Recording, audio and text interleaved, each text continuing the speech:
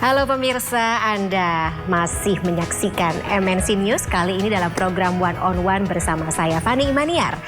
Kita bicara sedikit mengenai negara Indonesia dengan banyak sekali kita bisa katakan informasi, kemudian juga berita-berita yang muncul sehari-harinya termasuk terkait dengan Presiden Joko Widodo. Tapi kita bicara mengenai Presiden Joko Widodo, kemudian juga urusan pemerintahan, tentu kita tidak bisa menafikan bahwa beberapa informasi atau sebagian besar dari informasi dan juga pemberitaan tersebut juga terletak di pundak Kepala Staf Kepresidenan Republik Indonesia, Bapak Muldoko. Dan kebetulan hari ini saya berkesempatan untuk mewawancarai beliau, berdialog bersama beliau terkait dengan tadi isu-isu yang sedang ramai, kemudian juga berita-berita yang saat ini disaksikan oleh warga negara Indonesia. Langsung saja saya sapa. Selamat pagi Pak Muldoko. Selamat pagi. Selamat pagi. Sehat ya Pak ya? Alhamdulillah. Alhamdulillah. Karena kalau misalnya melihat berita begitu headline, Bapak lagi sering keliling saat ini ya Pak ya ke Indonesia dalam beberapa kesempatan bertemu dengan petani. Kalau saya bisa sedikit tarik agenda Bapak beberapa waktu terakhir begitu ya, bertemu dengan para petani. Kalau boleh cerita sedikit Bapak buat apa? Ya, kan begini ya. Presiden selalu memberikan gambaran kepada masyarakat Indonesia bahwa dunia saat ini telah menghadapi beberapa isu ya, isu global yang perlu disikapi. Di antaranya adalah food security ya, berkaitan dengan makanan. Yang kedua berkaitan dengan energi ya, energi security. Ya. Berikutnya juga masalah persoalan finansial global ya. Dalam konteks bagaimana food security ini bisa terjaga dengan baik, maka Presiden selalu menekankan di sidang kabinet bahwa ini harus dikawal. Persoalan makan ini kita harus hati-hati, karena yang kita hidupi itu 270 juta orang, ya, dan kebutuhan beras di Indonesia ini memang masih luar biasa ya. Aman ya Pak? Masih aman. Hanya kita harus menyiapkan 2,5 juta ton ya dalam satu tahun, dalam satu bulannya. Ini jumlah yang tidak sedikit. Maka saya selaku Kepala Staf Presiden harus memastikan bahwa ketersediaan pangan itu betul-betul terjaga dengan baik. Itu bisa dilihat dari mana? Bisa dilihat dari musim tanamnya seperti apa, berikutnya musim panennya seperti apa, kendala-kendala panganannya seperti apa, dan seterusnya, sehingga kita bisa memitigasi persoalan-persoalan pangan ke depan kira-kira seperti apa. Karena ini nggak bisa abe kita. Termasuk di tengah cuaca yang buruk, kemudian juga tadi ada pengaruh dari situasi global di sana Pak? Iya, pastinya itu. Dan saya juga jauh-jauh sudah mengingatkan bahwa fenomena La Nina dengan El Nino, ya, itu setiap 4 tahun sekali dan biasanya hadir di bulan-bulan Desember. Kita 3 tahun terakhir ini sangat baik ya, karena diguyur hujan terus-menerus, sehingga bertani kita menjadi bagus, hasilnya bagus. Relatif ya dalam 3 tahun terakhir ini kita tidak import ya, karena kita sudah mandiri lah di sektor pangan, gitu. Bahkan masih ada surplus ya. Tetapi saya juga selalu menekankan bahwa nanti 2023 bulan Desember ini waktu-waktu yang perlu diwaspadai, karena saat itulah nanti kalau El Nino datang, maka yang terjadi adalah kekeringan. Kekeringan itu mengakibatkan 2 persoalan utama. Yang pertama akan terjadi kebakaran, ya, kebakaran hutan. Yang kedua akan terjadi kekeringan. Dua-duanya menyulitkan itu. Ya. Nah, kalau kekeringan terjadi, maka kita harus jauh hari menyiapkan alternatif. Alternatifnya apa? Alternatifnya adalah sorghum, gitu. Makanya waktu itu saya nanam sorghum di NTT ya, Waingapu. Presiden datang melihat, beliau sangat happy melihat itu. Setidak-tidaknya kita menyiapkan benihnya, ya gitu. Nah, nanti berasal sekali lagi terjadi kekeringan, maka benih-benih yang udah saya siapkan ini nanti bisa diproduksi oleh para petani. Nah, itu sebagai pangan alternatif. Karena ternyata sorghum itu sangat baik untuk perut kita. Bapak juga makan? Oh makan gitu. Dan Karena kan biasanya orang nyarinya nasi toh. Orang Indonesia kan biasanya seringnya makannya ternyata campuran sorghum dengan nasi kalau kita bisa campur dengan baik, Pas. wah jauh lebih enak. alhamdulillah. Ya itu karena kalau orang Jawa itu ada kenyil-kenyil lah. Lebih enak gitu di mulut Tapi ya.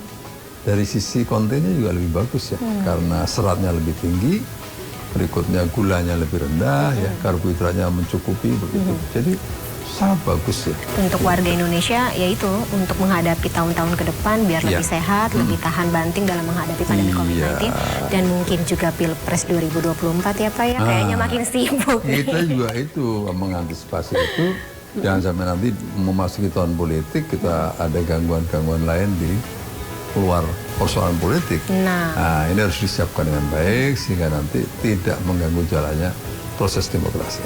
Bicara mengenai proses demokrasi ini, Pak Muldoko, Bapak tahu nih saya mau saya tanyakan apa ya Pak ya. Soalnya lagi banyak jadi pembicaraan di luar sana. Katanya istana ini juga sedang siap-siap atau menyiapkan beberapa calon begitu untuk dimajukan dalam Pilpres 2024. Bener nggak sih Pak? Ya kalau katanya sih nggak bener. Oh. Namanya juga katanya, boleh orang ngomong ah. Ya makanya kita konfirmasi ya Pak ya. Iya, jadi memang tapi kita juga sudah aware lah bahwa istana itu selalu menjadi sumber Pemberitaan. Iya, pemberitaan. Ya, kita aware itu, ya kita nikmati aja begitu ya. Pada dasarnya tidak seperti itulah. Tidak ada perintah secara struktural yang mengatakan bahwa oh nanti presidennya harus ini, presidennya harus ini dan seterusnya, nggak ada. Nggak ada sama sekali untuk itu, dan kita Pak Presiden masih concern kepada tugas-tugasnya, ya persoalan politik sudah ada yang nanganin ya, proses demokrasinya ya sudah ada yang nangani KPU gitu, jadi terus apalagi gitu ya, mau saya Presiden sama sekali tidak berpikir lain-lain gitu. Atau berniat intervensi gitu nggak ada ya Pak? Nggak ada intervensi. Kan kita lihat dari keseharian beliau di mana hampir setiap hari kemana-mana concern dengan tugas-tugas kepresidenan begitu. Nggak ada perintah untuk mengintervensi ini dan itu. Memang ada pertanyaan, istana apakah mengintervensi KPU? Enggak. Soal sistem proporsional terbuka atau tertutup gitu-gitu nggak ada ya Pak ya? Enggak, itu floor lah itu. Bagaimana masyarakat merespon silahkan aja.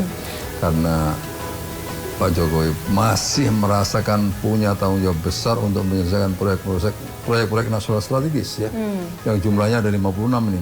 Sampai tahun 2024 iya, harus diselesaikan. Kemarin KSP diberi tugas untuk mengawal itu, dan saya sudah membuat tim kecil untuk mengontrol satu demi satu ya, kita petakan persoalannya ada di mana, berikutnya timelinenya seperti apa. Terus kita hambatannya bisa diselesaikan dengan cara-cara seperti apa, sehingga nanti harapannya ya itu 2024 itu semua proyek nasional strategis itu bisa tertangani dengan baik. Gitu dan ya. juga ya tadi ya tidak saling bersinggungan dengan pemilu 2024 gitu ya Pak ya. Harapan kita. Tapi gini Pak, soalnya lagi-lagi gitu kalau misalnya kita melihat bagaimana reaksi dari masyarakat itu, sebagian besar ini menganggap Bapak Presiden ini juga cocok Pak menjadi kingmaker gitu. Kalau kita tarik sendiri beberapa momen atau sejarah politik di Indonesia saat ini gitu, atau sampai dengan saat ini banyak sekali memang, bukan banyak ya, hanya beberapa orang yang bisa dikatakan sanggup untuk menjadi seorang kingmaker gitu. Saya tidak perlu sebutkan namanya ya satu-satu ya Pak Muldoko gitu. Dan Pak Presiden ini menjadi salah satu gitu karena dari tidak hanya bukan informasi ya, cara gestur, kemudian cara berkonsolidasi, bernegosiasi, berbicara, berkomunikasi dengan satu dengan yang lainnya, semua yang berada dalam pusaran politik ini mengatakan ya tadi gitu, ada beberapa sikap yang seperti menandakan Bapak ini juga siap-siap atau katakanlah sudah mulai menjadi seorang kingmaker gitu. Gimana Pak Muldoko? Apa salahnya? Nggak ada salahnya memang. Nggak ada salahnya. Nggak ada yang melarang juga kenapa kan? ditanya? Kan begitu. Kalau nggak ada salahnya kenapa diperbincangkan? Negara ini memang perlu sustainable ya. Sustainable dalam proses. Apakah itu proses demokrasi, apa itu proses pembangunan, proses mensejahterakan rakyatnya. itu sebuah proses yang panjang yang ini harus perlu dijaga. Gitu. Bapak juga ingin menjaga hal itu kan? Pasti kita bangsa ini bangsa yang memiliki tujuan, ya kan, jelas tujuannya, gitu. Nah, jangan sampai nanti kita itu seperti poco-poco begitu, keringatan tapi nggak ada hasilnya, ya, gitu. Atau jalan di tempat keringatan doang begitu, tapi tetap di tempat, kelihatannya bekerja, tapi jangan seperti itu. Hal yang lebih besar yang ingin dicapai adalah bagaimana menyiapkan negara dan bangsa ini menuju kepada goal yang tidak dicapai. Walaupun goal itu tidak pernah endingnya ada, nggak pernah ada endingnya. Karena kita terus berputar. Iya, karena ini terus berputar dan tuntutan semakin juga besar begitu. Seperti Amerika pun nggak pernah ada endingnya tentang goal sebuah negaranya. Itu dari sisi politik, dari sisi ekonomi, dari sisi yang lain-lain pasti tetap nggak ada endingnya. Tetapi kan ada jangka capaian-capaian itu. Contoh, kita 2045 Indonesia Emas, apa yang harus disiapkan 100 tahun Indonesia Merdeka. Berikutnya lagi menuju Indonesia Maju. Ada ukuran-ukurannya. Nah, ini harus secara konsisten terkawal dengan baik gitu ya.